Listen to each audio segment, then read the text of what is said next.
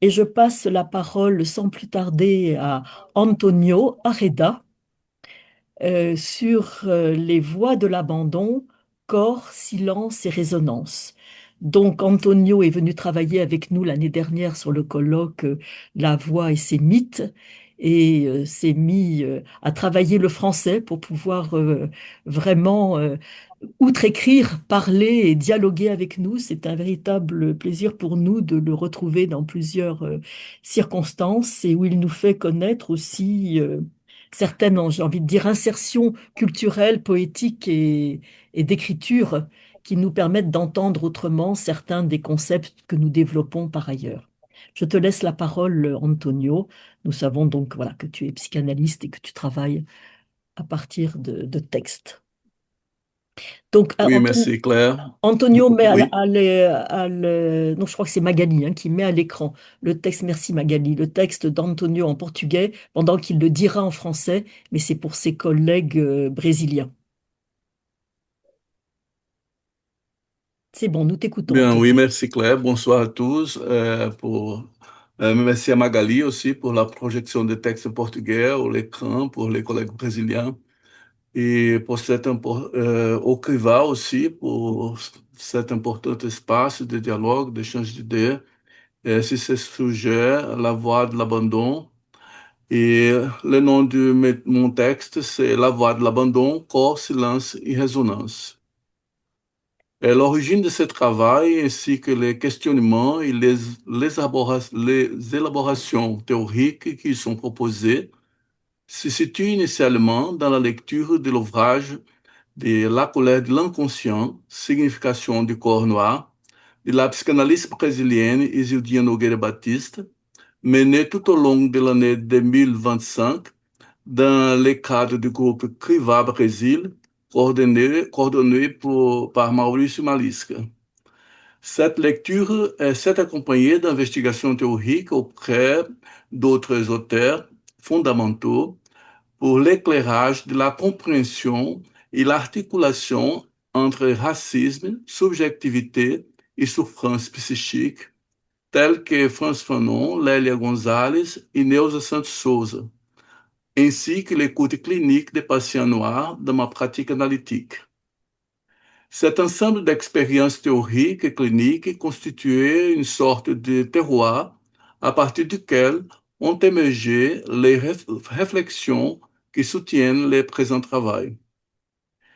Le mot abandon, selon le dictionnaire de la langue portugaise de l'Académie brésilienne des lettres, désigne l'éloignement définitif d'une charge, d'un devoir ou d'une responsabilité, comme dans le cas de l'abandon d'emploi ou de l'abandon des personnes incapables, par exemple. L'état ou la condition de celui qui se trouvait privé de la protection, du soin ou de l'attention qu'il devait recevoir. Il peut également renvoyer à la négligence, au désintérêt et au manque de soins, ainsi qu'à la renonciation, au désestimement d'un bien, d'une fonction ou d'une occupation. Le signifiant abandon renvoie donc à l'acte de laisser une chose, une personne, une fonction, un lieu. Dans ce champ sémantique s'articulent les notions telles que le manque, la déprotection, la négligence, la rénonciation et le reniement. Du point de vue psychanalytique, ces signifiants renvoient directement à la condition primordiale de l'humain, la détresse originaire. Depuis Freud, notamment dans l'esquisse d'une psychologie scientifique de 1895, la détresse est conçue comme une condition structurelle de l'existence humaine découlant, découlant de l'extrême dépendance de nouveau-nés humains à l'égard de l'autre pour sa survie. Nous avons donc de Freud la détresse comme condition originaire, constitutive et nécessaire à la construction de la subjectivité et à l'inscription du sujet dans la vie collective. La détresse fonde la nécessité du lien à l'autre et inaugure le champ du langage, de la demande et du désir. En ce sens, Elle ne doit pas être comprise uniquement comme une condition de fragilité, mais comme un opérateur structurant de la subjectivation. Toutefois, si la détresse peut être pensée comme une forme d'abandon originaire, propre à la condition humaine, se pose la question de savoir s'il serait possible de distinguer, au-delà de cette dimension structurelle, des formes historiques, sociales et politiques d'abandon auxquelles les sujets se trouvent confrontés tout au long de son insertion dans le monde symbolique. Ne pourrions-nous pas ainsi parler d'abandon historique produit par les formes spécifiques d'organisation sociale, économique et politique qui modulent de manière décisive les possibilités de reconnaissance, d'appartenance et d'inscription symbolique des sujets? Cette distinction permet de déplacer la problématique de l'abandon d'une lecture exclusivement relationnelle et intrapsychique vers une approche qui prenne en compte sa dimension socio-historique et politique. Dans des sociétés marquées par de profondes inégalités, l'abandon ne se distribue manifestement pas de manière homogène, affectant de façon particulièrement violente certains corps, notamment ceux historiquement racialisés. Dans le contexte brésilien, cette question devient encore plus complexe lorsqu'elle est articulée à l'héritage colonial et esclavagiste dont les effets persistent dans l'architecture sociale contemporaine.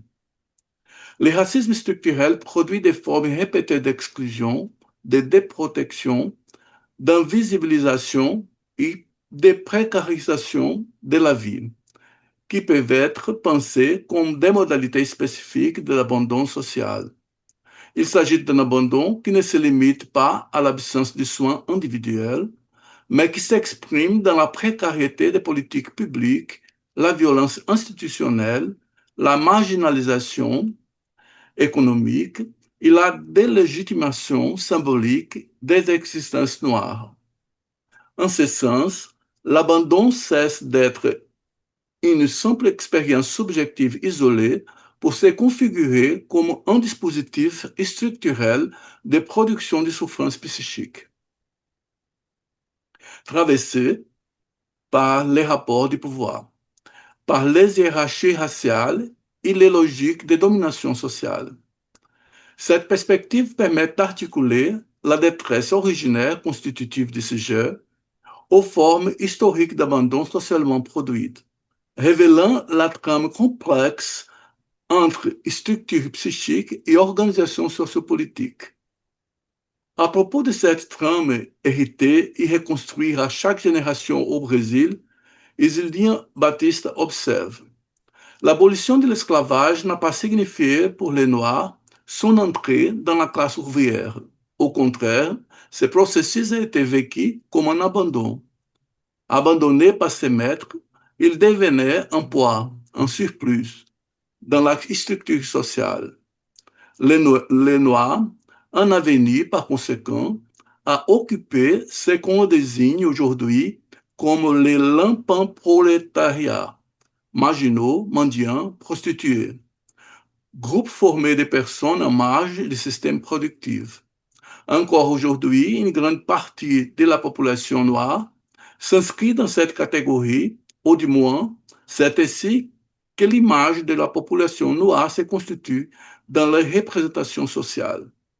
Et elle poursuit: si avant d'être individu, l'homme est un être parmi ses sensables, qui se relie aux autres en tant qu'être sensible, avant même de se référer à lui-même, dans quelles conditions une marchandise, une pièce, peut-elle se auto-référer dans l'autre? Ce processus de déshumanisation qu'a traversé le noir a pour conséquence de bloquer le processus de constitution de l'individuation dans la mesure où il empêche la possibilité d'une identification aux autres dans les relations sociales. La seule sphère d'identification possible serait celle avec les autres noirs, tous identifiés entre eux et par l'extériorité sociale comme des non-individus sociaux, parce que des choses, des pièces, des marchandises possédées par ceux qui, eux, étaient des individus dans la société. Continue. Ces difficultés sont les sous-produits, d'une part, du non-lié social de l'esclave, dont l'identité ne correspondait pas à une place du sujet dans le corps social, mais à une place de pièces, d'objets. D'autre part, du fait que, ayant acquis, après l'esclavage, le statut juridique de citoyen, donc la reconnaissance de sa place d'individu social, il n'a pu, en revanche, s'identifier à cette place sur le plan socio-économique. Selon les données de recherche d'Atlas de la violence 2025 publiées par l'IPA, Institut de recherche économique appliquée brésilienne, la proportion de victimes noires et métisses représente 76 à 77% des personnes assassinées au Brésil. Selon le rapport annuel possible en 2024, par exemple, 86% des personnes tuées par la police en intervention policière étaient noires. L'Atlas révèle également que les femmes noires représentent 68% des victimes de féminicides, rendant manifeste que la violence au Brésil s'exécute selon des marqueurs raciaux, de classe et de territorialité. Ces constants nous permettent d'affirmer que dans des contextes traversés par le racisme structurel, l'abandon ne peut être pensé comme une contingence, mais comme un opérateur structurel de désubjectivation dont les effets se déploient de manière décisive sur les plans cliniques, sociaux et politiques. Dans cette perspective, en articulant la problématique de la voix à la question du corps noir, nous nous éloignons d'une lecture empathique et affective de l'abandon, souvent saturée de sens. Il s'agit plutôt de situer la défaillance dans le champ de l'adressage symbolique, là où la voix de l'autre cesse d'interpeller le sujet, suspendant la reconnaissance qui soutient son inscription dans le lien social. Il s'agit d'extraire l'abandon comme signifiant, le concevant moins comme séparation au père de quelqu'un ou de quelque chose, mais comme chute de la garantie symbolique, rencontre du sujet avec le vide même de l'autre. Il ne s'agit pas simplement d'une absence de mots, mais de l'irruption d'un silence assourdissant, un silence qui n'apaise pas, mais envahit, angoisse et désorganise. Être abandonné en ce sens, c'est être confronté à la chute de l'adressage symbolique. Ce n'est pas seulement n'être pas aimé, ce n'est pas être appelé, c'est cesser d'occuper une place dans le discours de l'autre. Il ne s'agit donc pas de l'absence empirique des mots, mais de la défaillance du lien symbolique qui soutient la circulation de la parole. C'est ce silence structurel qui acquiert un caractère traumatique dans la mesure où il ne s'organise comme un intervalle signifiant, mais comme un trou dans l'autre. Quelle résonance subjective, clinique et politique émerge lorsque la voix qui devrait soutenir les liens se transforme en silence? Je présente une brève vignette clinique qui peut illustrer cette question. Un jeune étudiant universitaire noir a demandé un traitement psychanalytique dans mon cabinet après des expériences répétées de mise au silence dans le cadre d'une université privée privilégiée. Il rapportait que ces interventions étaient systématiquement ignorées, y compris par certains enseignants, et n'étaient reconnues que lorsqu'elles étaient reformulées par des camarades blancs ou que se disaient blancs, exprimant des idées équivalentes aux siennes. Il nourrissait le projet de mener une carrière universitaire brillante, mais se décourageait à l'idée qu'il lui semblait devoir constamment prouver sa légitimité à être là. Lors d'un épisode qu'il désigne lui-même comme particulièrement traumatique, alors qu'il défendait une position en public au cours d'une réunion, il fut interpellé de manière agressive par un collègue qui, à l'insu de la discussion, s'approcha de lui et adressa une insulte raciste violente. Il décrivit cette scène comme un moment de collapsus subjectif accompagné de désorganisation, de vertiges, de colère et d'une fuite soudaine, suivi d'une inhibition de la parole et après, dans un retrait social et des crises d'angoisse. Dans les transferts, émergèrent, émergèrent progressivement des expériences infantiles de mise au silence et de non-reconnaissance à l'école comme dans la rue, ainsi que l'expérience vive de ne pas être adressé dans le champ de l'autre, se pouvant comme réduit à une inexistence symbolique. Un sentiment d'infériorité qu'il pensait avoir partagé avec ses parents l'accompagnait depuis l'enfance. Une malédiction, dit l'analysant. Le silence qui traversait les séances ne se présentait pas seulement comme une résistance, un empêchement à la parole, mais peut-être comme l'effet d'une défaillance structurelle de reconnaissance configurant une expérience d'aphanisie que l'on pourrait dire socialement produite. L'analyse rendit possible la nomination de cet effacement, réinscrivant sa voix dans le discours et soutenant la construction d'une position subjective qui ne se réduise pas aux marques du silence racial. Pour conclure ces réflexions, nous pouvons dire que dans des sociétés traversées par les racismes structurels, le sujet noir est fréquemment jeté dans une expérience précoce et continue d'effacement symbolique. Dans son ouvrage La couleur de l'inconscient, signification du corps noir, Isildier Baptiste affirme que le corps noir se constitue d'abord dans le regard et dans le discours de l'autre, non comme corps symbolique, blanc, mais comme corps racialisé. Cela implique que le sujet noir est parlé avant de pouvoir parler, capturé dans, dans des chaînes signifiantes qui l'inscrivent comme excès, menace, subalternité ou danger.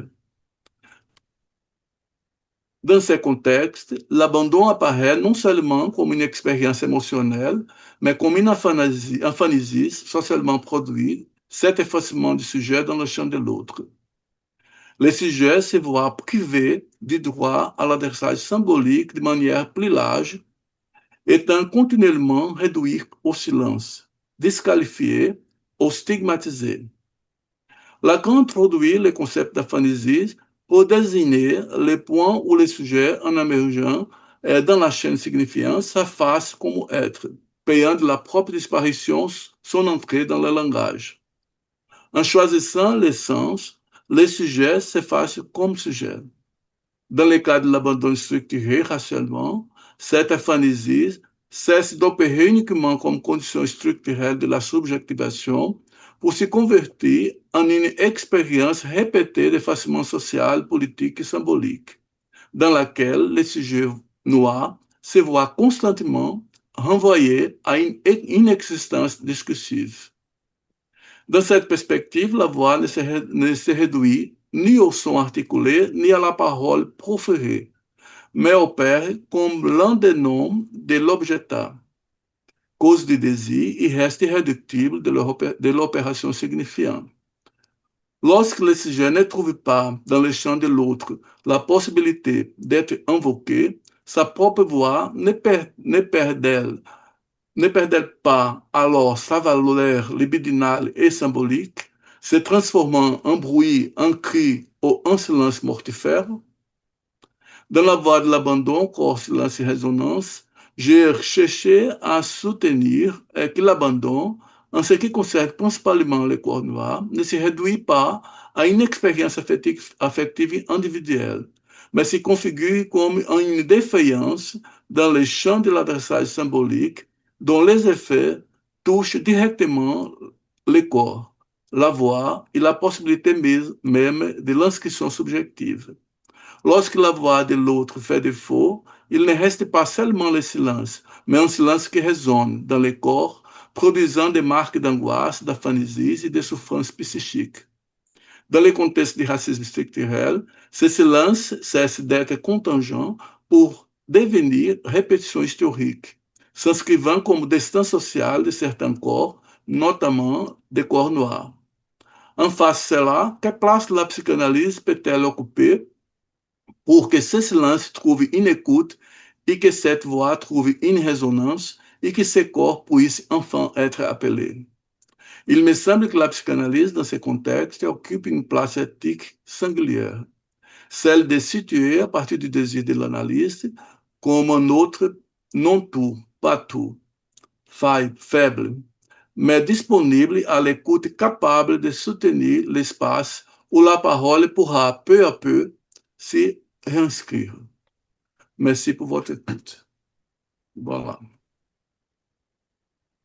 Merci Antonio pour ce texte aussi qui nous emmène du côté de ce que j'annonçais en début aussi, de l'aspect politique, historiquement politique, avec toutes ces déviances et variations, et de pouvoir aussi recibler cette question de l'écoute, puisque je rappelle combien dans la pulsion invocante, l'oreille est la partenaire indissociable de l'écoute et de l'appel, et de montrer avec cette vignette clinique aussi comment se situer dans une telle demande. Et nous pensons, plusieurs d'entre nous, à certains étudiants devenus doctorants qui ont vécu aussi ce parcours par rapport à la prise de parole.